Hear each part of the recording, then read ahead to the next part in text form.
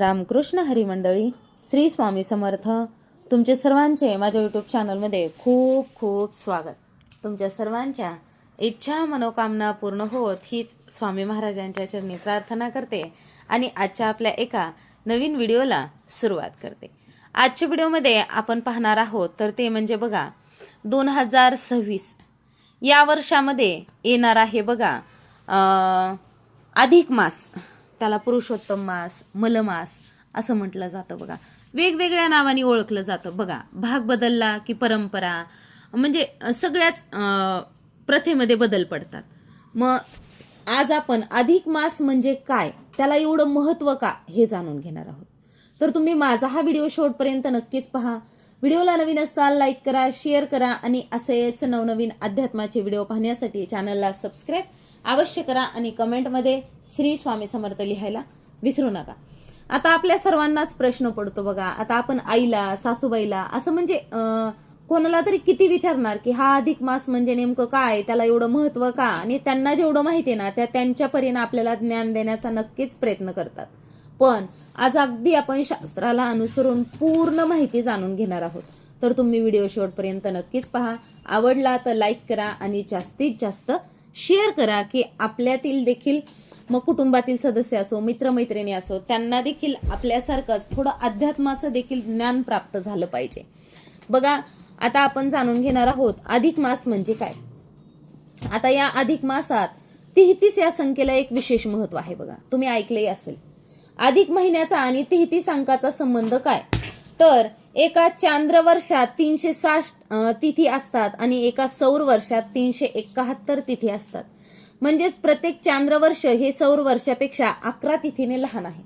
आता प्रत्येक वर्षात 11 तिथी जर कमी झाल्या तर 11 या संख्येप्रमाणे 3 वर्षात 33 तिथी कमी होतात आणि 33 तिथी ज्या कमी होतात त्या कमी तिथीचा योग्य मेळ बसावा म्हणून एक महिना हा वाढीव धरण्यात येतो. आणि त्याच वाढीव महिना जो आपण धरतो त्याच महिन्याला अधिक मास, धोंड्याचा महिना, पुरुषोत्तम मास, मलमास असं म्हटलं जातं. 2 अधिक मासात कमीत कमी 27 महिने व जास्तीत जास्त 34 महिने असं अंतर असतं. आता अधिक मासात कोणती कामं करावी तसेच कोणती कामं आपण अगदी कटाक्षानं टाळायची आहेत ते बघूयात. आता अधिक मासात नित्य व नैमित्तिक कर्मे करावीत. म्हणजेच नामकरण, अन्नप्राशन कर्मे करावे. परंतु देव प्रतिष्ठापना, चौल, उपनयन, विवाह, संन्यास ग्रहण, वास्तुशांत, ग्रहारंभ कर्मे करू नयेत असं शास्त्रात सांगितलं आहे. लग्न कार्य, मुंज, साखरपुडा किंवा अन्य कोणतेही मंगल कार्य अधिक मासात करू नये. या महिन्यात विवाह, नामकरण, अष्टकादी, श्राद्ध, मुंडन, यज्ञोपवीत, कान टोचणे, ग्रहप्रवेश यासारखे शुभ कार्य केले जात नाहीत. या महिन्यात गहू, तांदूळ, मूग, तीळ, वाटाणा, राजगिरा, काकडी, केळी, आवळा, दूध, दही, तूप, आंबा, खरबूज, पिंपळ, जिरं, कोरडे आले, खडे मीठ, चिंच, सुपारी, फणस, तुती, मेथी पदार्थाचे सेवन करावे.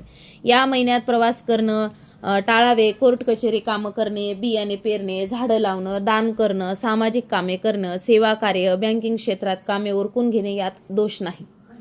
अधिक मासाला पुरुषोत्तम मास असे का म्हणतात बरं, याविषयी एक कथा सांगितलेली जाते. अधिक मासाला धोंड्याचा महिना अथवा मलमास असे म्हटले जाते. या महिन्यात शुभ कार्य केली जात नाहीत, फक्त नैमित्तिक कार्यच होतात. याचे या अधिक मासाला खूप म्हणजे वाईट वाटले.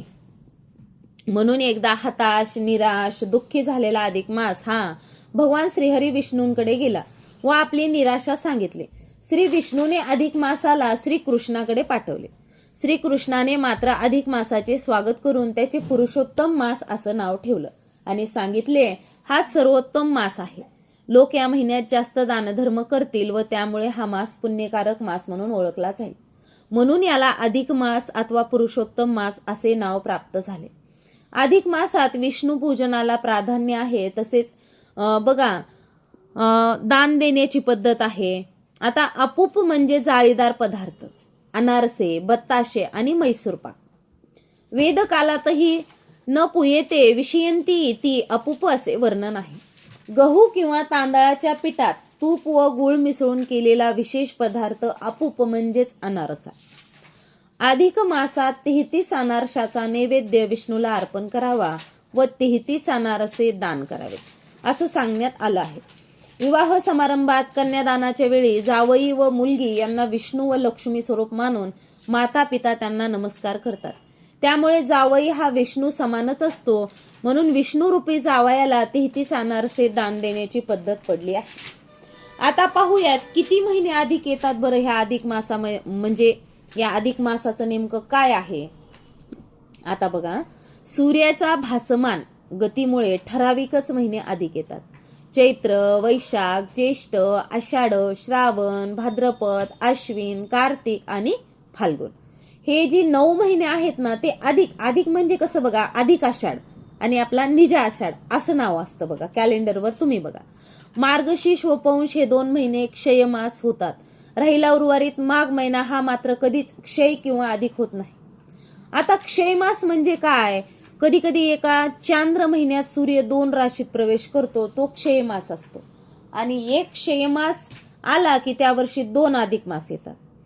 चैत्रापासून अश्विन महिन्यापर्यंतचा कोणताही एक महिना अधिक मास म्हणून येऊ शकतो, कारण या महिन्यातच सूर्याची गती मंद असते व त्याला एका राशीतून दुसऱ्या राशीत जायला जास्त वेळ लागतो.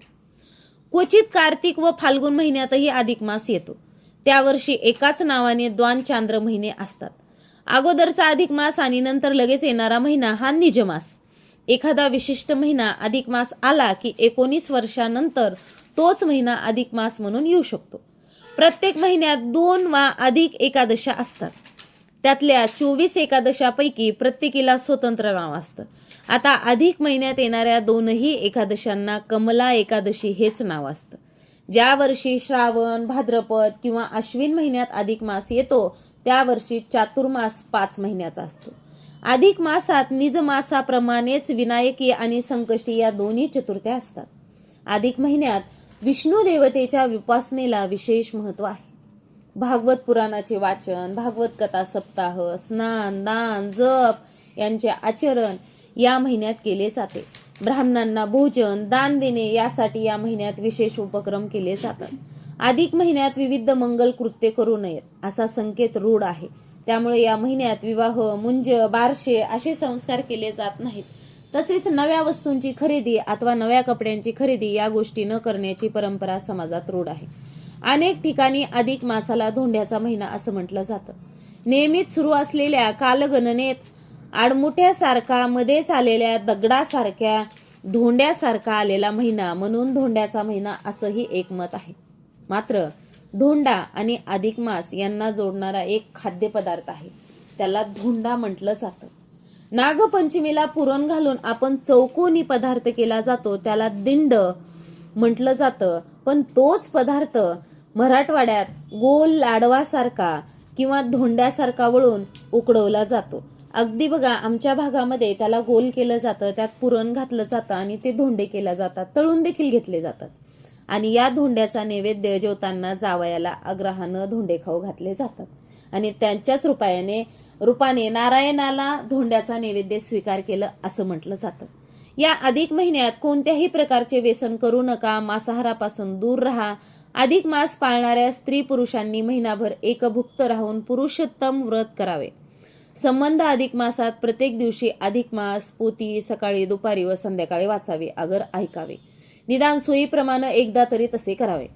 यावर्षी 17 मे 2026 ते 15 जून 2026 असा ज्येष्ठ महिना हा अधिक मास आला आहे. तर मी बघा, अधिक मासाची माहिती माझ्या परीनं मी तुमच्यापर्यंत पोहोचवण्याचा प्रयत्न केलेला आहे. तर तुम्हाला जर माझा हा व्हिडिओ आवडला असेल तर नक्कीच तुम्ही एक लाईक करा, शेअर करा आणि असेच नवनवीन अध्यात्माच्या माहितीबद्दलचे व्हिडिओ तुम्हाला जाणून घ्यायला आवडतातच, तर ते जास्तीत जास्त तुमच्यापर्यंत लवकरात लवकर येण्यासाठी चॅनलला सबस्क्राईब करा आणि कमेंटमध्ये श्री स्वामी समर्थ लिहायला विसरू नका. झालेली सेवा स्वामी महाराजांच्या चरणी अर्पण करते आणि माझा हा व्हिडिओ इथंच थांबवते. श्री स्वामी समर्थ. जय जय स्वामी समर्थ. धन्यवाद.